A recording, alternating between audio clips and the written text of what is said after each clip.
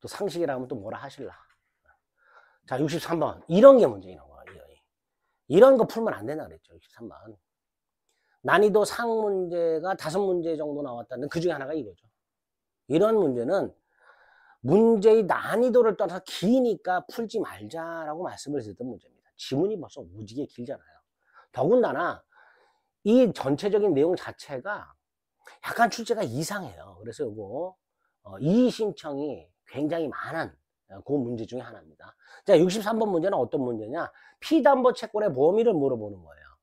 우리 민법 360조에 의하면 저당권자는 원본, 이자, 위약금, 채무 불이행을 이유로 한 손해배상, 저당권 실행비용 이 5개를 담보한다 그랬죠. 그 다음에 원본과 이자는 약정이자를 말하고 무제한 담보되죠. 그 다음에 위약금은 특약부로서 등기가 있어야 담보되죠. 그 다음에 채무 불이행을 이유로 한 손해배상은 지연배상에서 1년분만 담보되죠. 자, 그걸 물어보는 겁니다.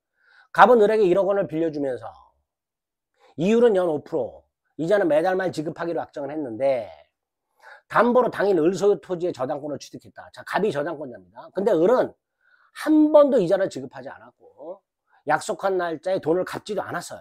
그래서 갑이 2024년 7월 1일 경매를 신청했습니다. 이때 갑이 배당받을 수 있는 돈이 얼마냐를 물어본 거예요. 자, 여기서 문제가 갑보다 우선하는 채권자가 없으니까 갑이 선순위로 우선 면제를 받겠죠.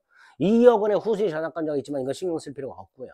그 다음에 공휴일인지 소멸시효 진행 여부와 이자에 대한 지연손해금, 이자에 대한 지연손해금, 이자 이건 고려하지 않는다 그랬어요. 이자에 대한 지연손해금은 고려하지 않는다 그랬으니까 요거 착각하시면 돼요. 요거 지연배상 요거는 원본에 대한 지연배상입니다.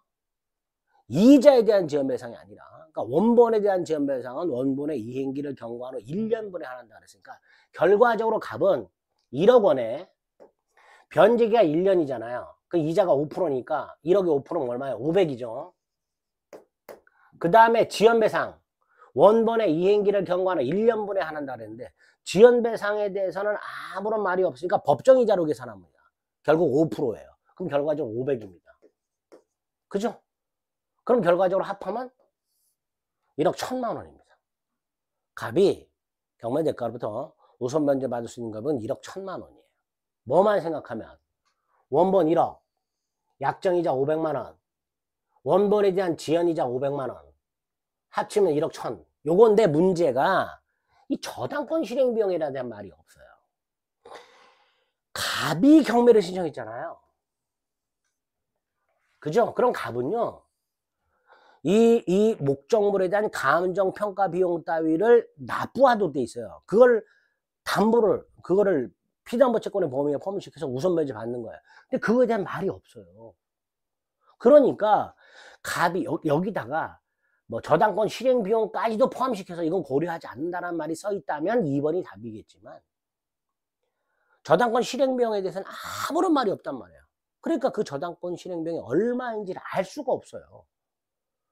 감정평가 비용이 갑이 예납한 감정평가 비용이 얼마인지에 대한 언급이 없단 말이에요. 그러니까 결과적으로 이 문제는 답이 없는 거예요. 그래서 제가 모두 정답이다, 답이 없기 때문에 모두 정답으로 처리해야 된다라고 이의신청 자료를 만들어서 여기저기 공인중개사 시험 커뮤니티에 자료를 올려드려서 수험생분들이 이의신청을 했던 그런 문제입니다. 답이 어떻게 나올지 모르겠어요. 확정 정답이. 근데 출제한 자의 의도는 원본 1억과 원본 1억에 대한 1년치 약정이자 500만 원과 그 원본에 대한 연체이자 1년분 500만 원 합쳐서 1100만 원 요렇게만 출제를 한 겁니다. 근데 뭘 간과했어요? 저당권 실행비용을 간과했죠.